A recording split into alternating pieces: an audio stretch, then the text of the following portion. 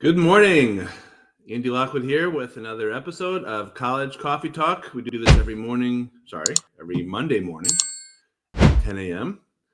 Usually joined by wife and partner Pearl Lockwood, but she is on a special assignment. She'll be heading into New York City to have a 5-star lunch with a golfing buddy of hers.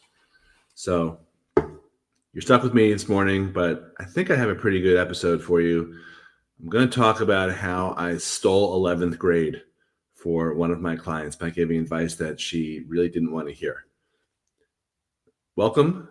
If you are joining us live here and you have an adult beverage or any type of beverage, it's probably a little early for alcohol at most places, but I'm having coffee.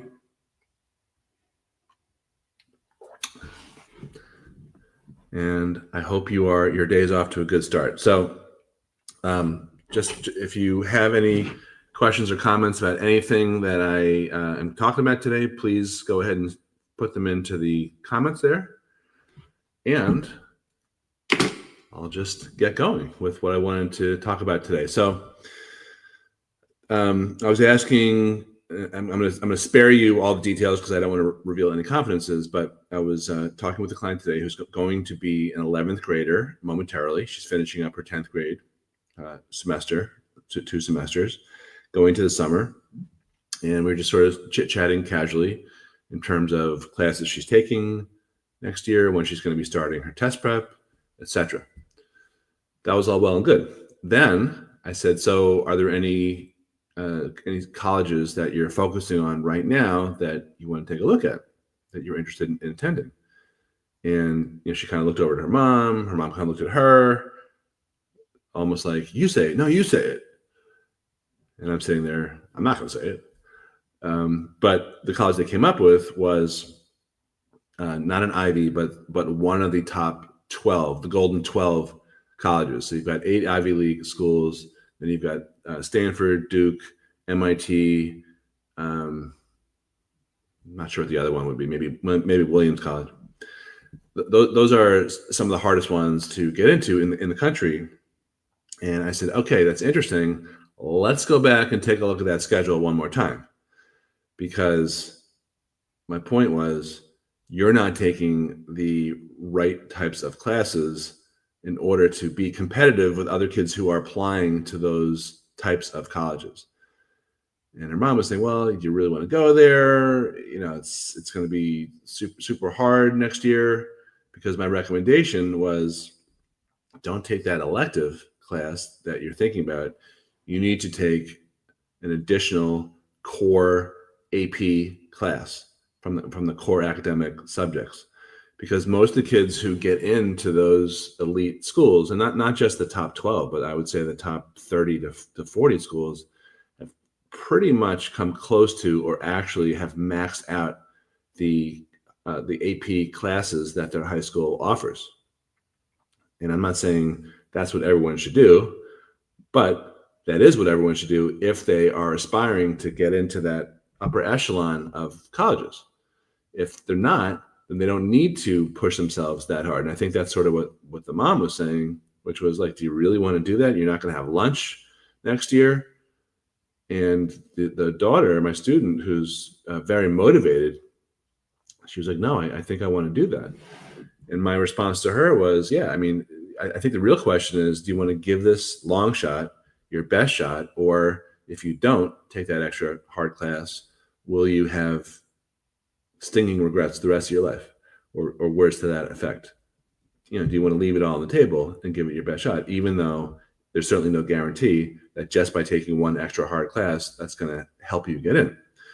Because she's got other parts of her overall academic record that don't necessarily put her at the top of the heap, but she could be in the running for that type of college.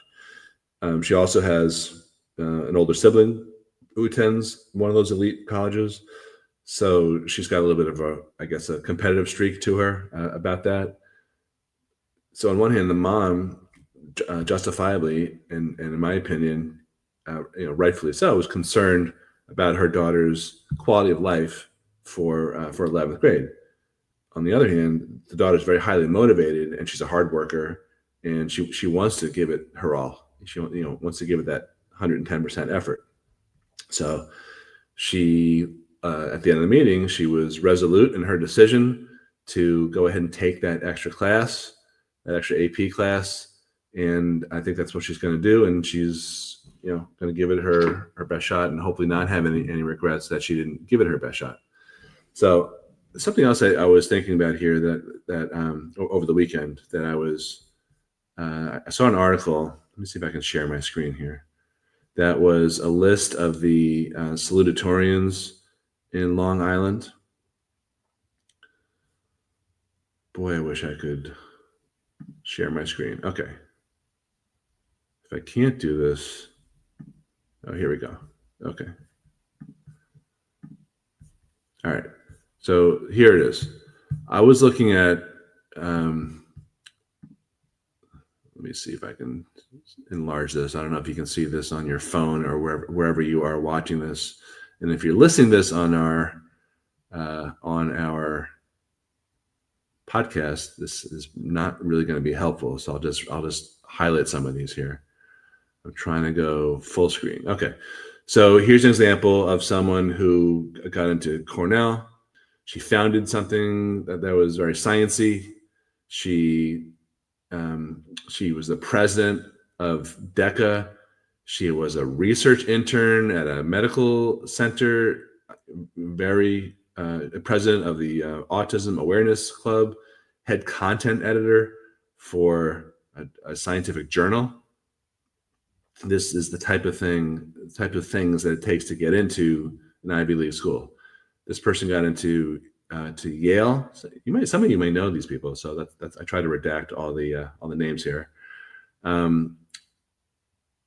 Engineering stuff, research stuff, art stuff, and these are all very deep, very exceptional types of achievements. They're not just members of clubs. These are two different kids. One got into Princeton, one got into Yale. The guy on the left, editor-in-chief, but also of some sort of publication, but also designer, game developer, National Science Bee competitor, Quiz Bowl varsity champion, right? These are astounding. These kids are so smart and so accomplished. The guy on the right, Coding Club president, National English Honor Society chapter president, Regeneron scholar. So both sides of the brain there, the humanities side and the nerdy STEM side. Really impressive. This one got into Harvard. She founded somehow the National Social Studies Honor Society. She was president of speech and debate. NISMA, All-State Mixed Course, National Merit Scholar. I mean, very, very highly accomplished in multiple areas. This one might be my top one. You can see a very sciencey type of background, engineered interfaces, student researcher, but also school paper editor-in-chief, national gold and silver medal poetry recipient, something sciencey called at Stony Brook University, did some science research, very well-versed, almost polymath like accomplishments. That's if you're aspiring to get into a top school like an Ivy or so, that's what the competition looks like. And these were the salutatorians. So I wasn't even talking about the GPAs, but you have to have high GPAs and top scores, but you also need to have these crazy extracurricular activities, which was something else that I was talking with my student about this over the weekend. And she has pretty strong extracurriculars, and she's continuing along the right path that way.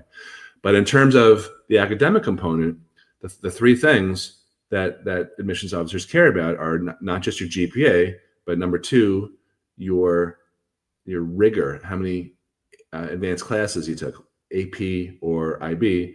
And then the third component is scores, your test scores, your SAT or ACT. Those three things together are approximately, in the aggregate, about 60% of your application. And the other 40% includes those crazy extracurriculars that I was mentioning, as well as a bunch of stuff that you cannot control, such as race, ethnicity, where you go to high school, your parents' background, et cetera, et cetera. That's a whole other discussion. I talk about that in my live presentations. But I just wanted to share this. If you have a student who's aspiring to get into a super top school or any competitive school, you need to be thinking this way. What are my admissions officers looking for? It's not just narcissistically thinking about yourself and what classes should I take. It's thinking about your audience. Who am I going to be trying to appeal to? And I think that's the difference between a good application and a great college application. Okay, do we have any questions or comments before I wrap up? This is short and sweet. Hopefully, I wanted to make sure that I got across these points to you. And again, I go in more depth, much more depth when we do webinars, and we've been starting to do these live presentations in our workshop here, in our classroom here at our office locally. So you are more than welcome to ask us for information about those presentations. I am going to wrap up and wish you guys a great week. Talk to you soon. Bye-bye.